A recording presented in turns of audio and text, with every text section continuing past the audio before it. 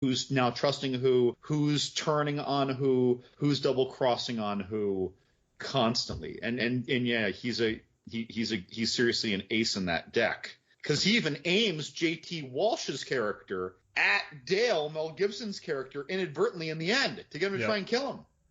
Yeah, so he's gaming the system. I love seeing this kind of Russell because yes, he loses the woman to Mel Gibson, but he also lies to her. Like he also did set her up. Like he played her, and so I don't know. I like this. I would say this is the first slick. In used cars, he's not slick.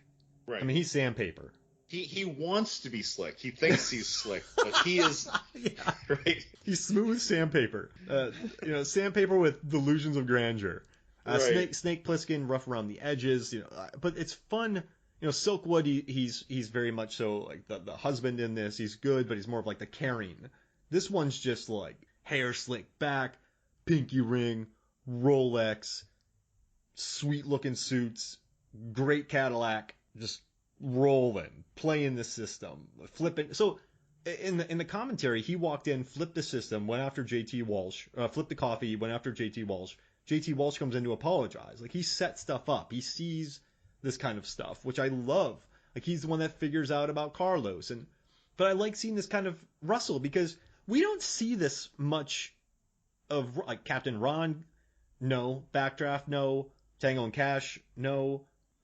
Let's see. Tombstone, Stargate, no. Executive Decision, he's kind of dorky. Not a dork. He's like a suit brought up to fly a plane. Breakdown, everyday guy, soldier badass. He's never done, like, so he played a cop in Dark Blue, completely different cop. He's never been, maybe the closest I would say to this character is his Mr. Nobody in Furious 7. I was waiting to chime it. Yeah. Right? Because very slick, very, he has the corona in advance, the same hair. He's just a slick. So he's been slick. Would you say he's been slick twice in his career? It's not much. I mean, that's probably it. Yeah, right? We just went That's through really it. probably it. Uh-huh. I mean, yeah. But it's interesting though. I mean, when you think about Kurt Russell, he doesn't do the method acting, right? He's not going Daniel Day-Lewis. He's not going Christian Bale. But he does have a bunch of different characters. He does have a good range to him. But I don't know. And also too, I actually have a lot more respect for. I've always had respect for him. I don't know how I could have more respect for him. Maybe I just make 10 louder. But man, people didn't want this role, John. People turned down this role because I don't want to lose the girl. Like and he didn't care. He just takes it. He wanted a challenge. He wanted to look slick. But that's what makes me like him more. It's unselfish, this role. Yeah, maybe part of the reason it's so contested is that, again, about that role, is that there were quite a few established actors who had a lot of screen time in this. Yeah. Right? So when your opposition is, Mad Max and Lieutenant Riggs, right? Already very famous, right? Yep. Very famous. And, Michelle Pfeiffer had been crushing it. Scarface's main squeeze, right? Mm-hmm. She's been around. Wait, like I'm the character who loses Michelle Pfeiffer. I'm the character who gets beat by Mel Gibson, but I'm not some nobody where this is the big opportunity for me. And so, like, there's a lot on screen here. There's a lot of star power for this kind of movie on screen. So I can see that. I can see someone being nervous or apprehensive or overthinking what other people will think of the movie. Whereas then, you just have us. It's like, I'm just so happy that you were all here. Yeah, I don't want to. You guys are all great. I don't want to be on screen, but that always blows my mind, John, because you're like, hey, Mark, the guy who wrote Chinatown is directing a movie, and he has casted Michelle Pfeiffer, Lady Hawks, Scarface, The Witches of Eastwick, Michelle Pfeiffer, and Mad Max himself. And we also have J.T. Walt. We have Raul Julia, Academy Award nominated actor Raul Julia. Do you want to be in it? Yeah. Like, and also our cinematographer has won 10 Oscars. Like, do you want to do? Like, it blows my mind sometimes how people like, I don't want this role because I don't want to look bad. I don't want to lose. But I don't know. I'd rather be in a great film with a great squad than be. I don't know. There's a lot of ego in this, and that. I'd rather do a great job at losing Yeah, exactly. than phone it in winning. Yeah, and I don't know. That's just what I like about this. And where do you think this ranks amongst his best performances? Would you say it's? I mean, is it okay? I'm giving you a chart, right? There's 3 levels to it. There is iconic, Low. underappreciated. Oh wait, High. icon. Okay, 3 levels. But okay. 1 out of 10. Where does this rank? Like for his performance, I'm messing up here, but like, so this isn't one of his worst roles, right? This is I don't think he's really had many terrible roles in movies, but I wouldn't say it's one of his more iconic roles. But he bites into some good stuff here, and he does some very good act in this. I think it's almost absence of iconic. Yeah.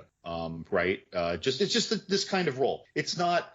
It's almost like how I feel about the movie, though. Like, I can watch this movie and love this movie, but in another 5 years, I'm hardly going to remember this movie again, probably, unless I keep watching it, right? There's something about it that, again, this is this kind of thing that normally isn't done that well, but in this case, it was just done magnificently. Yeah, I think you're right. It's not Snake. It's not. Yeah, there's nothing iconic really, for me anyway, right? Nothing sticks. I'm not gonna remember in 5 years when I'm talking about Kurt Russell. I'm not gonna remember much about this character unless we're just talking about his range. And I'll be like, well, yeah, and he was in Tequila Sunrise, and that's probably gonna be my contribution. Like, for like when I'm adding weird things that he's done. No, this isn't iconic for me. But underappreciated. I mean, this is a role that's worthy of tremendous appreciation, I think. Yeah. I think this is a really cool role. And then I guess, so if I was an acting critic, maybe all of a sudden this would be iconic, but I'm not an acting critic. So to me, it's not iconic. I think he's happy blending in. He's happy being a team player on this. And I think that he's in Captain Ron, man, he is chewing scenery. In this Escape from New York, he's just the epitome of like a sassy badass. So I think he took this role knowing that it was kind of a challenge for him. He got to look slick. And he was happy. For me, this movie is much more about Robert Towne than it is about Mel Gibson, Michelle Pfeiffer, or Kurt Russell. I mean, this is about his writing and direct for me. So, when there's you watch a movie and you're kind of, oh, that's a Quentin Tarantino movie. You don't really think about, I mean, some performances really do stand out, but there are movies where it's like auteur driven, like a Wes Anderson film. And so for me, this is more about the writer director than it is about the performances. But I guess if I had to rate this, yeah, I couldn't put it up there with his most iconic, but I also think he's doing something much different here, and there's a lack of. He's not really. I don't know. I would put this top 33%. Does that make sense? Of his roles? Yeah. Of acting quality, or yeah, just acting quality. So acting quality, I probably couldn't deny that. For impact on me, it's gonna be. Oh yeah. Good, yeah. Very low, right? That's a good point. The pinky ring, it's so weird to say, because even when we use words like impact, there's so much sophistry and context involved. Because again, watching this, everybody on screen all the time is impacting me tremendously. But it's more like, in this kind of movie, I don't expect this. And all you people are. Kurt Russell might have been acting for a long time, but as a mature adult, he didn't. Well, he might have been the most experienced actor out of our mains, been really. Since the 50s. But when we think of these actors, we think of them like now, like this is them as kids. Yeah. Acting, and you look at the quality that's coming out of it. Like it's tremendous. I mean, you go back and look at The Rock back in The Rundown, and I want to be clear, I love The Rock and I love The Rundown. But even his own grasp of his own smolder and charisma was, I almost want to call it prepubescent to the grip that he has on it now. He was working on it in his whole wrestling career too. It's just that back then it was for flair and exaggeration. And even though he still has exaggerated roles, he's honed it. And so when I look at these people and they're younger, I expect them not to be so honed. But Michelle Pfeiffer, Mel Gibson, and Russell, you could have replaced them with 50-year-old versions of themselves, and I expect the same level of performance. Absolutely. It's really so. Yeah. So there's so much impact in that. It's just that I need to discuss it to find the impact. But it's there. One of my favorite moments with him is when he gives that long explanation when they're at the restaurant. He walks in with Michelle Pfeiffer to Raul Julia, I get Carlos or Escalante. And he gives this long-winded thing that is just clearly BS. And then Carlos goes, Escalante's like, that was a long explanation for something not important. And I think that's where Kurt Russell shines, is giving long explanations to things that aren't important. Like, that's his salesman. But it was so unconvincing in this one. Like, I feel like Used Cars Rudy could have pulled that off. But this character, he's Mr.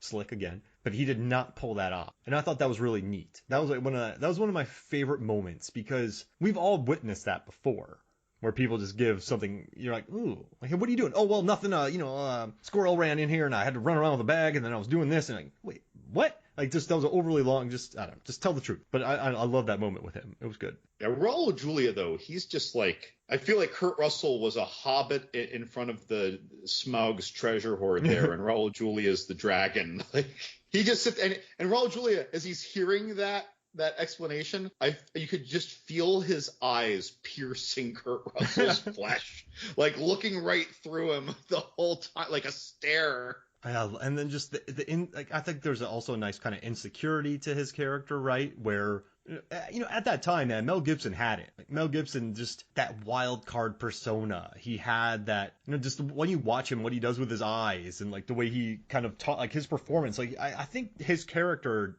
Nick, knows that Dale is the more appealing of the two. I got that vibe from them. And I don't know. I like that as well. There's like this weird competitiveness, but it mainly seems with him.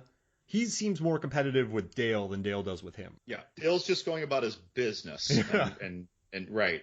Yeah, and Nick is finding his own competition. Yeah, exactly. But it's cool, man. Like, but this movie doesn't tell you that. Like, I don't know. It's good. There's so many monologues. I keep saying it's good. It's good.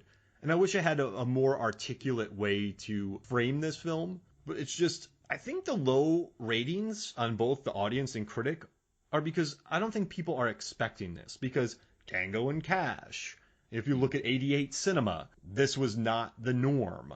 So I think people watching this did not exactly get what they wanted from this movie. And that's maybe why I think, because there's no major gunfights. I mean, the standoff between Russell and Mel Gibson, they're holding their guns like right in front of them. Right. It's not, I want to do like the standoff from the 80s and 90s, because in the 90s with John Woo, it became about outstretched arms pointing at each other, but in this one they're kind of crooked, kind of pointing at each other, which I love. But yeah, the explosions aren't too impressive. It's just a slick production that doesn't really give people what they wanted, I think. So. Again, so much great dialogue though, and that's the last thing you expect in this kind of movie. I think it's even the last thing that people think that they want when they watch this kind of movie. So when you go see the gritty cop crime movie in 1988 and you're getting all of this really clever, longer-winded dialogue, it's like you thought you were going for Michael Bay and you got The Remains of the Day. I mean, not really that, but I mean, because you were talking about the long line that he had in front of Raul Julia, but what about when Kurt Russell was pouring himself rather sincerely at the restaurant but not in the wine cellar. With his black sweater on, framed really well. Right. And he's like, look, this is what I did to you, and this is why I did it. But these are the things that I really found that I feel despite that.